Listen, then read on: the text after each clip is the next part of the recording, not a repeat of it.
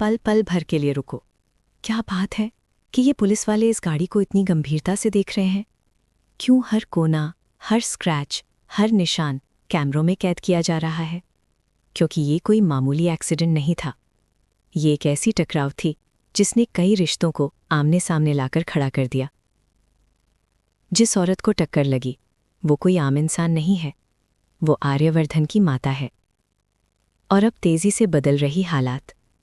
जैसे ही forensic team को कोई भी महत्वपूर्ण सबूत मिलता है, एक अफसर साफ शब्दों में कह देता है, अभी इस गाड़ी की मालकिन बच नहीं पाएगी।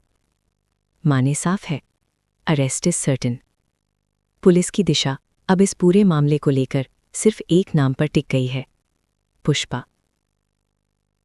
और ये सब दूर खड़ा देख रहा है गोपाल। चेहरे पर सदमा, आंखों में डर, परंतु होंठों पे लाइनें रहे हैं। वो जानता है बहुत कुछ, पर कह नहीं सकता, क्योंकि उसकी ये चुप्पी कमजोरी नहीं बल्कि किसी बड़े सच की ढाल है। वो ये जानता है कि तुम किस बात सुनना चाहती हो, और वो ये भी जानता है कि वो क्या नहीं कह सकता। और जिस दिन इस खामोशी की असली वजह सामने आएगी, तब शायद माफ़ी भी आसान नहीं होगी। इधर जांच और तेज हो जाती है। The moment it becomes clear that the unfortunate train is connected with गोपाल्स house, पूरा माहौल सन हो जाता है। ये तो वही कार है। सुनते ही गोपाल के पैरों तले जमीन खिसक जाती है। और जब ये भी पता चलता है कि हादसे का शिकार आर्यवर्धन की माँ है, तो ये डर अब दहशत में तब्दील हो जाता है। गोपाल वक्त न गवाते बिना घर की ओर मुड़ जाता है। घर पहुंचते ही सवाल सीधा है, पुष्पा, सच बता, क्या कोई एक्सीडेंट हुआ था? पुष्पा की आवाज़ कांप रही थी, आंचल सुखी हुई है, और आखिरकार वो मान लेती है, हाँ हुआ था। ये कबूलनामा है जो तूफान की शुरुआत करेगा। लेकिन कहानी का दूसरा सिरा भी उतना ही अहम है। जबकि दूसरी ओर आर्या, जो अब तक अपने दिल की बात दबाए बैठा था, अंततः फैसला करता है।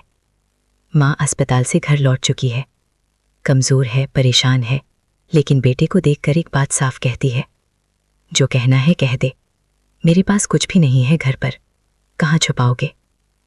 दिल की बात कभी खराब नहीं होती। ये शब्द आर्या के अंदर कुछ तोड़ भी देते हैं और कुछ जोड़ भी देते हैं। वो ठान लेता है, आज वो अनु से सब कह देगा, अपने डर, अपनी उलझन, अपनी सच्चाई। वो अनु के पास जाता है, but Anuj heart is already broken. वो कहती है, सर मुझसे बात मत कीजिए, मैं जानती हूँ आपका काम सिर्फ दिल तोड़ना है। आर्या हैरान रह जाता है, समझाने का प्रयास करता है, there is nothing like that अनु। परंतु अनु पहले से जवाब तैयार रखती है। वो कहती है, मुझे पता है आप क्यों पीछे हटते रहें, उम्र का फासला है ना।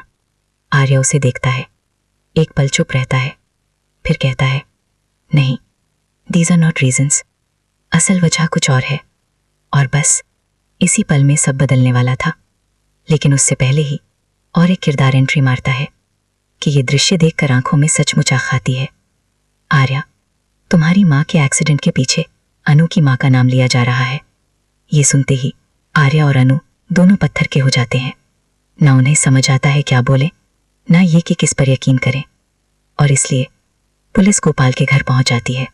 Darling knock at the door, warrant drawn, और पुष्पा की गिरफ्तारी का वक्त आ चुका है। परंतु दांव असली खेल अब तक सामने नहीं आया है, क्योंकि इस पूरी कहानी का मास्टरमाइंड कोई और है। हर सबूत, हर टाइमिंग, हर इल्जाम सब पहले से प्लान किया गया था। रघुपति को पता था कि अगर उस समय टक्कर करवाए तो शक गलत इंसान पर जाएगा। उसे यह भी पता था कि evacuation, if there is an arrest, then Pushpa is the easiest target. यानी ये एक हादसा नहीं था, ये एक सोची समझी साजिश है।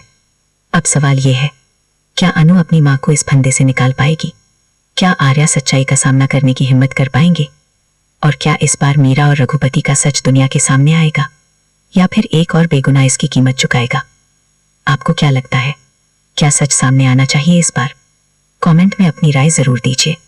और ऐसे ही जबरदस्त, एक्सक्लूसिव और सबसे पहले अपडेट्स के लिए चैनल को सब्सक्राइब करना मत भूलिए।